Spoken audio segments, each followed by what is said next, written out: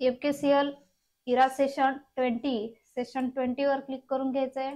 त्यानंतर introduction to the session वर click Hello करून and व्हिडिओ welcome पाहून back, घ्यायचंय. everyone. Hope त्यानंतर you're in. 21st century office skill मधील व्हिडिओवर क्लिक करून पाहून घ्यायचे आहेत. प्रत्येक व्हिडिओवर क्लिक करून पाहून घ्यायचंय. त्यानंतर टेस्टिवर नॉलेज चेक वर क्लिक करून व्हिडिओ पाहायचा आहे आणि नॉलेज चेक ऑप्शन वर क्लिक करून स्टार्ट करायचंय आणि सॉल्व्ह करायचे क्वेश्चन. फर्स्ट क्वेश्चन आहे choose the correct step to use sum formula. Option number A type is equal to sum select the cell range of for additional enters. Click करून answer save करायचे. त्यानंतर next question we can insert picture from our gallery and online to. Option number A true आहे. Click करून save करायचे. त्यानंतर next question who issue a salary slip and to whom. Option number A employer to employee. Click करून answer save करायचे. त्यानंतर next question आहे what other name is salary slip नाव by. Option number C pay slip. Click करून answer save करून त्यानंतर end करायचे session. त्यानंतर नेक्स्ट सेशन आहे सिम्युलेशन क्वेश्चन वर क्लिक करून स्टार्ट करायचं आहे. फर्स्ट क्वेश्चन दिले आहे the row and column in an Excel sheet can be added or deleted as per your requirement, so delete the select rows in the given sheet. Question start करायचा आहे. त्यानंतर इथे sale group मध्ये delete option आहे. त्यानंतर delete sheet रोज वर click करून घ्यायचंय. त्यानंतर क्वेश्चन ऑटोमॅटिक सबमिट होईल. त्यानंतर next question PDF format maintain the formatting of the document even when you share it. Therefore convert the given Excel sheet into PDF document. Start करायचं question. त्यानंतर file tab वर click करून export option वर click करायचंय. Create PDF XPS वर click करून publish करायची. त्यानंतर क्वेश्चन ऑटोमॅटिक सबमिट होईल. त्यानंतर नेक्स्ट क्वेश्चन आहे you are calculating the score of 6 student. Now calculate the total of final year score of the selected range using autosum. Start करायचे question. त्यानंतर formula tab मध्ये click करून autosum option मधून some option वर click करायचे. त्यानंतर question automatic submit होईल. नाही चालेल. त्यानंतर next question use of save as make copy of working sheet and keep original sheet intact so save the given sheet on your desktop using save as with the name attendance report. Start करायचे question. त्यानंतर file tab वर click करून save as option वर click करायचे. त्यानंतर desktop folder choose करून attendance report या नावाने फाईल सेव्ह करून घ्यायची आहे.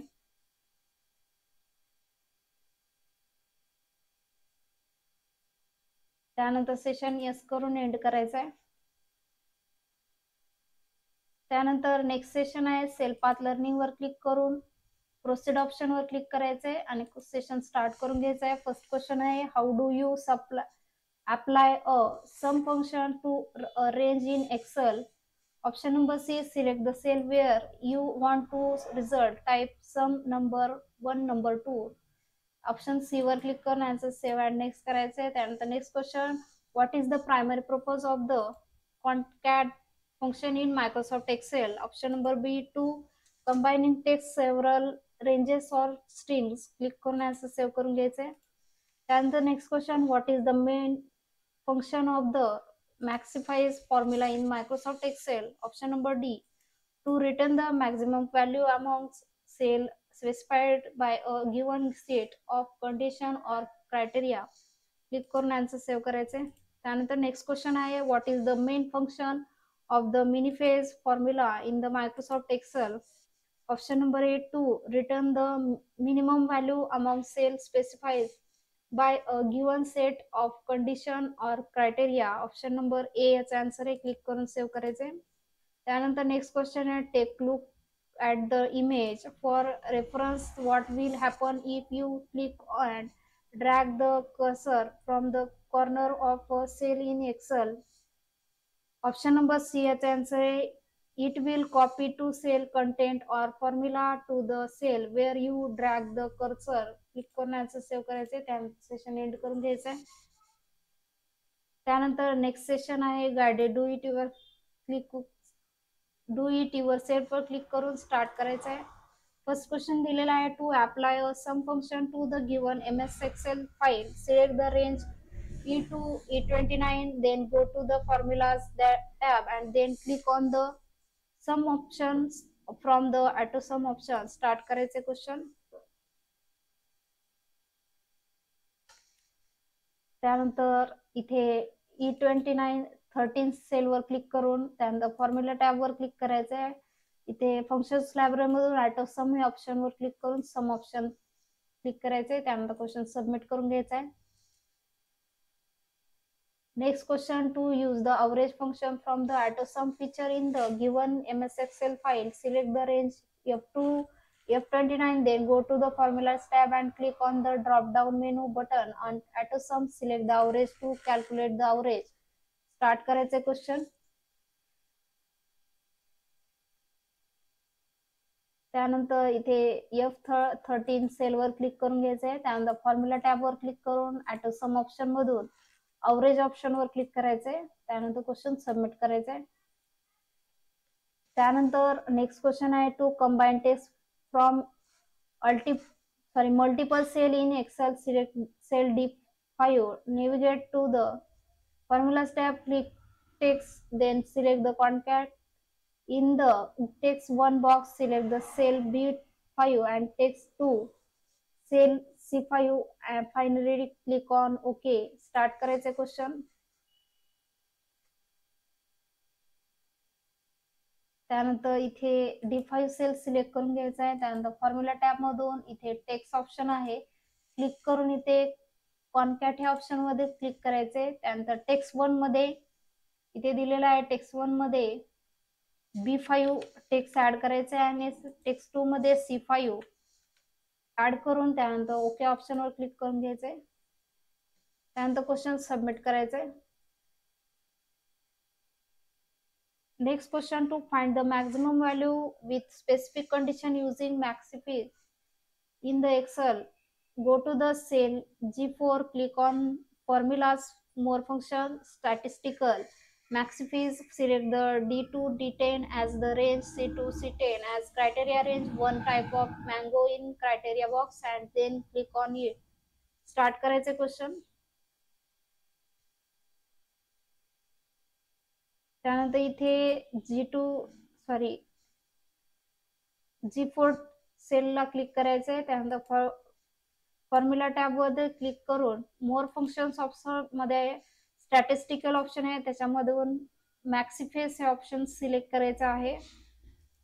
त्याच्यामध्ये इथे आपल्याला मॅक्सिफेस रेंज मध्ये D2 D10 हे टेक्स्ट ऍड करायचं आहे. त्यानंतर सेल क्रायटेरिया रेंज मध्ये C2 C10 ऑप्शन ऍड करायचे.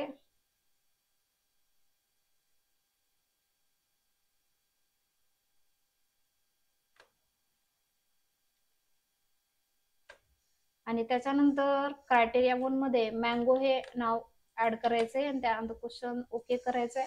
त्यानंतर क्वेश्चन सबमिट करून घ्यायचंय.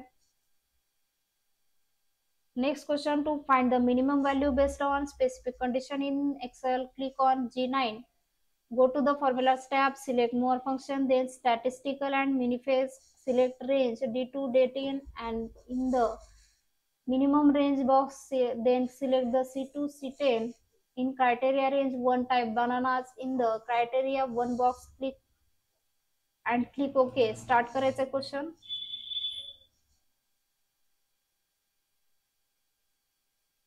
त्यानंतर G9 सेलला क्लिक करून इथे फॉर्म्युलाज वर क्लिक करायचं आहे. त्यानंतर मोर फंक्शन मधून स्टॅटिस्टिकल ऑप्शन मधून मिनी फेज हे ऑप्शन सिलेक्ट करायचं आहे. त्याच्यामध्ये मिनी रेंज टाकायचे आहे, D2 D10 रेंज ऍड करायचे आहे. त्यानंतर क्रायटेरिया रेंज 1 बॉक्स मध्ये C2 C10 ऍड करायचे आणि त्याच्यानंतर क्रायटेरिया 1 मध्ये बनानास हे नाव ऍड करायचंय. त्यानंतर ओके करून घ्यायचे. त्यानंतर क्वेश्चन सबमिट करायचे. ऑल क्वेश्चन सॉल्व्ह झाल्यानंतर एंड एक्झाम करून सेशन एंड करून घ्यायचं आहे. त्यानंतर नेक्स्ट सेशन आहे सेशन कम्प्लिशन टेस्टवर क्लिक करून स्टार्ट करायचं आहे. फर्स्ट क्वेश्चन आहे रॅम इज कन्सिडर्ड परमनंट और non volatile storage. Option number B false आहे. क्लिक करून सेव्ह करायचं answer. Next question all of the following are commonly used units of measurement to describe memory capacity except. Option number B nanobyte. Click करून answer save करायचे. त्यानंतर next question which of the following offers combination of the feature of RAM and ROM. Option number A flash memory. Click करून answer save करायचे. त्यानंतर next question with this type of memory large programs are divided into parts and the part are stored on a secondary device usually a hard disk. Option number D virtual. Click करून answer save करायचे. त्यानंतर session end करून घ्यायचं आहे. त्यानंतर homework book reading वर click करून session end करून घ्यायचं आहे.